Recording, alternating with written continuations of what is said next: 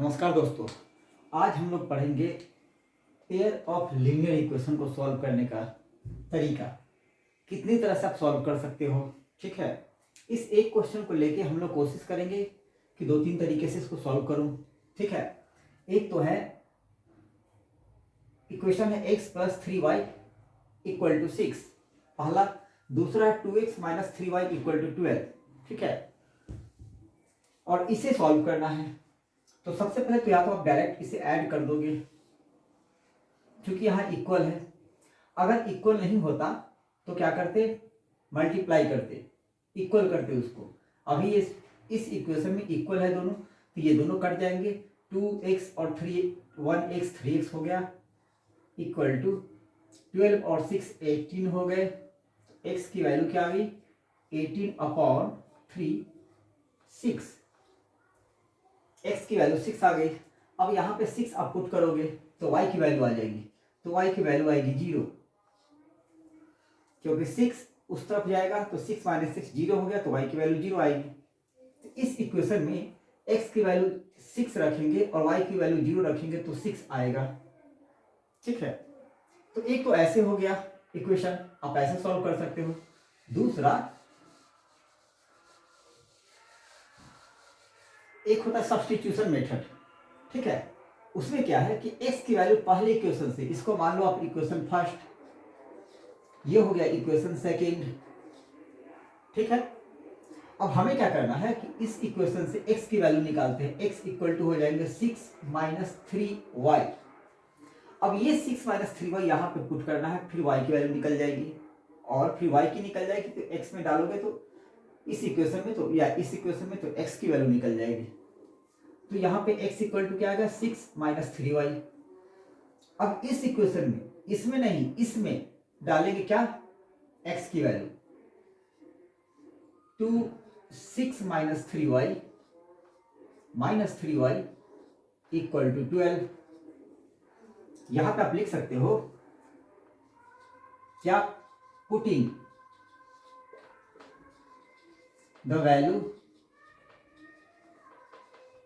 Of x in equation second. First नहीं, क्योंकि first से हम x की वैल्यू निकाले हैं, इसलिए x की वैल्यू हम सेकेंड में पुट करेंगे तब निकलेगा।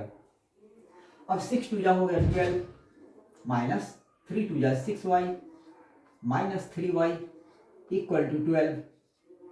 अब ये 12 इस तरफ आएंगे तो हो जाएंगे 0, और ये दोनों हो जाएंगे -9y = 0, देन y = 0। तो y की वैल्यू 0 आ गई। अब इस y की वैल्यू को किसी में भी, दोनों में से किसी में भी आप रखने के लिए फ्री हो। चाहो तो x फर्स्ट इक्वेशन में पुट कर दो, या फिर सेकेंड इक्वेशन में आप इसकी वैल्यू को पुट कर सकते हैं, तो x की वैल्यू निकल जाएगी। अगर आप इसे फर्स्ट इक्वेशन में पुट करते हैं, और फिर यहाँ पे भी लिखेंगे ऐसे ही, यहाँ पे भी ऐसे लिखेंगे, लेकिन अगर फर्स्ट में पुट करना है तो लिख दो यहाँ पे फर्स्ट। ठीक है, जब फर्स्ट में हम पुट करेंगे तो क्या लिखेंगे, x प्लस ये 0 हो गया =6, देन x = 6। ठीक है, ऐसे सॉल्व कर सकते हैं आप। इसको बोलते हैं सब्स्टिट्यूशन मेथड। मैं अभी शॉर्ट में समझा रहा हूं, मैं इस चैप्टर को बोर्ड एग्जाम के बाद मैं स्टार्टिंग से ही पूरी डीपली समझाऊंगा। अब मान लेते हैं कि यहां पे तो चलो 3 था। ठीक है, यहां पे चेंज भी हो जाए, अगर मान लिया कि यहां पे हो गया 2, ये भी 2y हो गया, तो क्या करेंगे, इस इक्वेशन में चूंकि माइनस दोनों है, तो इस इक्वेशन में 2 से मल्टीप्लाई करेंगे, और इस इक्वेशन में 3 से मल्टीप्लाई करोगे। मतलब इस पूरे इक्वेशन में 2 से मल्टीप्लाई करना है, इस पूरे इक्वेशन में 3 से मल्टीप्लाई करना है। उससे क्या होगा कि ये हो जाएंगे 2x + 6y = 6, ये हो जाएंगे 6x - 6y = 36। ठीक है, और 6y ये कैंसिल हो जाएंगे, फिर निकल जाएंगे, ऐसे भी आप निकाल सकते हो। ठीक है, तो ये क्या हो गया, 6x प्लस, सॉरी यहाँ 2x, यहाँ क्या करेंगे, 2 से मल्टीप्लाई किया पूरे में तो हो जाएंगे 2x plus 6y equal to 12। ये इक्वेशन बन जाएंगे 6x minus 6y equal to 36। क्योंकि प्लस माइनस है तो ऐड कर दोगे आप। अगर दोनों साइन सेम हो तो सब्सट्रैक्ट करेंगे। अगर अपोजिट जिसका, जैसे 6y है, दोनों का अपोजिट साइन है तो यहां पे हम ऐड करेंगे। अब ये दोनों साइन अगर सेम होता, या तो ये प्लस है तो ये भी प्लस होता, या फिर ये माइनस है तो ये भी माइनस होता, तब उस कंडीशन में सेम साइन अगर डिफरेंट साइन हो, डिफरेंट साइन हो, तो इस कंडीशन में हम ऐड करते हैं। और अगर यहां पे सेम साइन हो तो हम लोग क्या करते हैं, सब्ट्रैक्ट करते हैं। ठीक है, बस इतना ही ध्यान रखना है। अब यहाँ पे चूंकि डिफरेंट साइन है तो हम सिंपली ऐड कर देंगे, तो ये दोनों कैंसिल हो जाएगा। ये आया 6 to 8 x इक्वल टू 48। ठीक है, तो x इक्वल टू क्या आ जाएंगे, 48/8, तो आ गया 6। अब x की वैल्यू 6 आ गई, तो इस 6x की वैल्यू को अब दोनों में से किसी इक्वेशन में पुट करेंगे तो आ जाएगी y की वैल्यू। तो ये आ गया क्या, 6 plus 3y equal to 6, then 3y equal to 0, तो y इक्वल टू क्या आ जाएंगे, 0। तो इस कंडीशन में भी y की वैल्यू 0 आ रही है। ठीक है, अब इसी इक्वेशन को आप कुछ अलग तरीके से सॉल्व कर सकते हो, जिसको बोलते हैं क्रॉस मल्टीप्लीकेशन मेथड। अब इस 2 को भी हम मिटा देते हैं। चलिए, चाहो तो 2 रख भी सकते हो, चाहो तो 4 रख सकते हो, चाहो तो 5 रख सकते हो, वैल्यू सिर्फ चेंज हो जाएगी। ठीक है,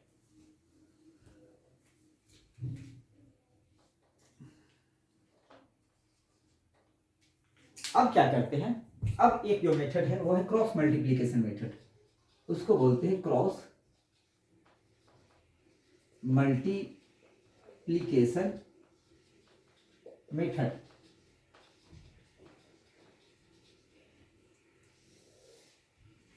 ये मेथड थोड़ा सा क्या है कि इस मेथड में इसको हम यहां ले आते हैं। जैसे इस इक्वेशन को लिखेंगे x plus 3y minus 6 equal to 0। उसी तरह इसको लिखेंगे, क्या लिखेंगे, 2x minus 2y minus 12 equal to 0। ठीक है, ऐसे लिख देना है। अब करना क्या है, अब हमें निकालना है x की वैल्यू, हमें निकालना है y की वैल्यू, और यहां पे लिखेंगे 1।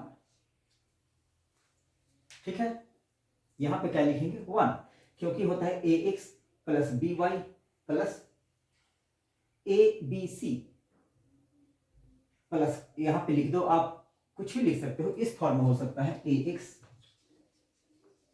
Plus by plus c, X Y Z डाल सकते हो, आप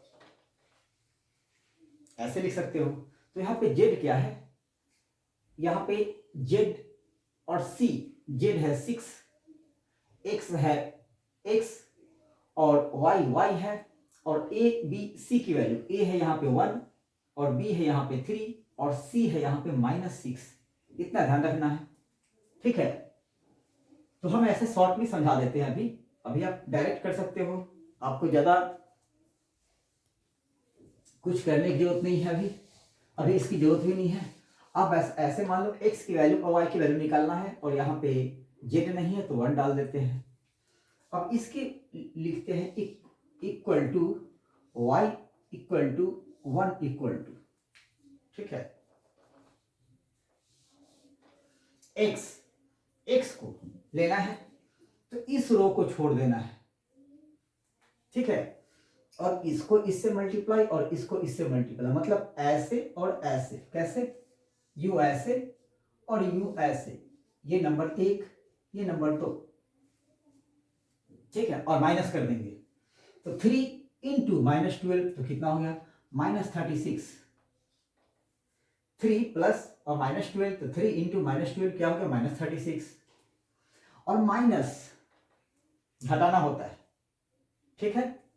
अब इसको इससे मल्टीप्लाई करना है, क्योंकि x की वैल्यू निकाल रहा है तो इस कॉलम को छोड़ देना है, ठीक है, और इस तरह से क्रॉस लेना है। तो हम लोगों ने इसे मल्टीप्लाई कर लिया, अब ऐसे मल्टीप्लाई करना है, तो -2 और -6 कितना हो गया 12। अब लिखेंगे 12, ठीक है। अब ध्यान क्या देना है, दूसरे स्टेप में जहां से आप छोड़े हो, जहां आप खत्म किए, पहले स्टेप में कैसे था, ऐसे और ऐसे, तो दूसरा स्टेप होगा ऐसे और ऐसे, दूसरा स्टेप ऐसे होगा, ये होगा फर्स्ट और ये होगा सेकेंड, ठीक है। फर्स्ट स्टेप में 1 2, सेकेंड स्टेप में जब y की वैल्यू निकालेंगे तो y वाली छोड़ देंगे, इसको और इसको और इसको मल्टीप्लाई करेंगे। लेकिन पहले किसको करेंगे, तो पहले वाले में छोड़े हैं ऐसे और ऐसे, फिर दूसरे में ऐसे और ऐसे, 2 और 6, उसके बाद 1 और -12, ठीक है। तो y के नीचे लिखेंगे, इस कॉलम को छोड़ देना है, 1 × -12 तो होगा -12, और माइनस घटाना होता है तो हम लोग, हाँ ठीक है। और इसको नहीं, 1 -12 नहीं, इसको ऐसे करना, आखिर आएगा वही -12 भी आएगा, इसको इससे मल्टीप्लाई करना है, पहले इसको इससे और इसको इससे, तो 2 और -6 तो क्या होगा -12। अब इसको इससे मल्टीप्लाई करना है, तो -1 और -12 तो क्या हो गया -12, ठीक है। अब इसकी बारी है, तो इसमें क्या था, पहले ये था, दूसरा ये है। अब c निकालेंगे तो अब ऐसे निकालेंगे, ऐसे निकालेंगे, तो c में क्या लिखेंगे, 1 × -2 तो हो गया -2 और माइनस ऐसे हो गया, अब ऐसे 2 × 3 तो -6, ठीक है, ये आ गया। अब जिसकी वैल्यू निकालनी, इसकी निकालनी हो तो इतना इक्वल टू इतना। अब एक स्टेप और कर लेते हैं, क्या, x/-48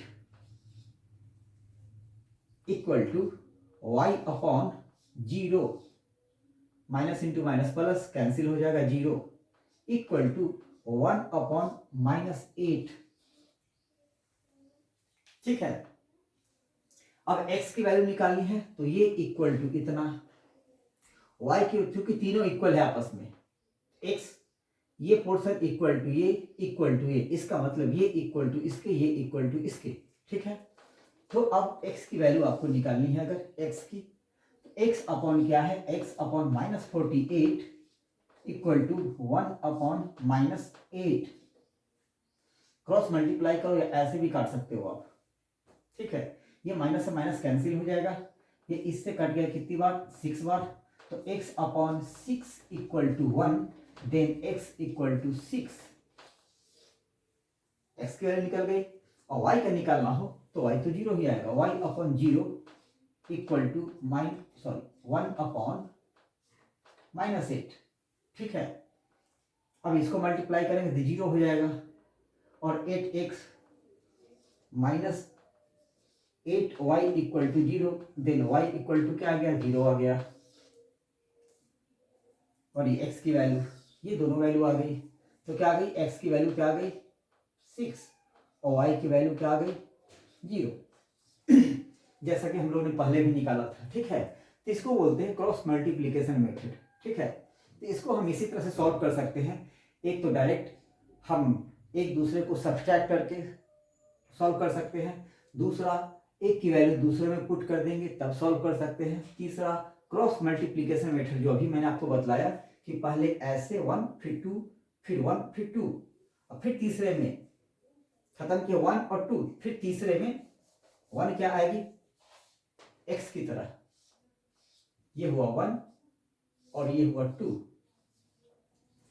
पहले इस तरफ से इस तरफ, फिर इधर से इधर, फिर लास्ट में क्या किए हैं, लास्ट वाला पे ध्यान रखना है, x वाले में ये ऐसे किए, तो फिर नेक्स्ट वाले में फिर ऐसे ही पहला स्टेप होगा, उसमें से माइनस करेंगे ऐसे वाले दूसरे स्टेप को, फिर चूंकि ये हुआ फर्स्ट तो ऐसे ये फर्स्ट रखेंगे, तीसरे में ऐसे, मतलब ऐसे और ऐसे, ऐसे और ऐसे, फिर जब y की निकालनी हो तो ऐसे और ऐसे माइनस करेंगे, फिर जब z की निकालनी हो तो ऐसे और ऐसे, इस तरह से मल्टीप्लाई करके हम वैल्यू निकाल सकते हैं, लिख देंगे सारी वैल्यू, ठीक है, तो उम्मीद कर रहे हैं कि आपको ये समझ में आई होगी।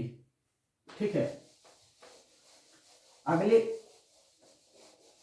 वीडियो में मैं इसकी डिटेल्स बता दूंगा, या इसको और नहीं, अगले वीडियो में क्वाड्रेटिक इक्वेशन को सॉल्व करने का तरीका, क्वाड्रेटिक इक्वेशन को कैसे सॉल्व करते हैं। मान लेते हैं क्वाड्रेटिक इक्वेशन भी बहुत तरह के होते हैं, एक डी निकाल के सॉल्व करते हैं। मान लेते हैं इक्वेशन ऐसे है 2x² minus 5x plus 16 equal to 0। Suppose मान लेते हैं यहाँ पे 100x² minus x plus 6 equal to 0। सब कुछ भी, कभी कभी क्या इक्वेशन आता है, ये छोटा आता है, सिर्फ ये x² प्लस 2x प्लस 225, इस तरह से कुछ भी क्वेश्चन आ जाए। मतलब कहने का मतलब कि ये कोई छोटा हो, किसी में ये बड़ा हो, किसी में ये बड़ा हो। ये किस फॉर्म में होते हैं, x² plus bx plus c equal to 0, इसे बोलते हैं क्वाड्रेटिक इक्वेशन। अब इसी में हम लोग सॉल्व करेंगे क्या, कि x की चूंकि क्वाड्रेटिक इक्वेशन है तो इसकी दो वैल्यू होंगी, तो ही इस इक्वेशन की दो वैल्यू क्या क्या होंगी, इसकी क्या होंगी, इसकी क्या होंगी। इक्वेशन कैसे कैसे हो सकते हैं, कोई इक्वेशन नॉर्मल इक्वेशन होता, कोई होता कि x² ज्यादा होता, कोई होता कि यहाँ पे ये ज्यादा होता है ना, कुछ रूट्स वाले होते हैं। तो सारे करेंगे नेक्स्ट वीडियो में। Thank you.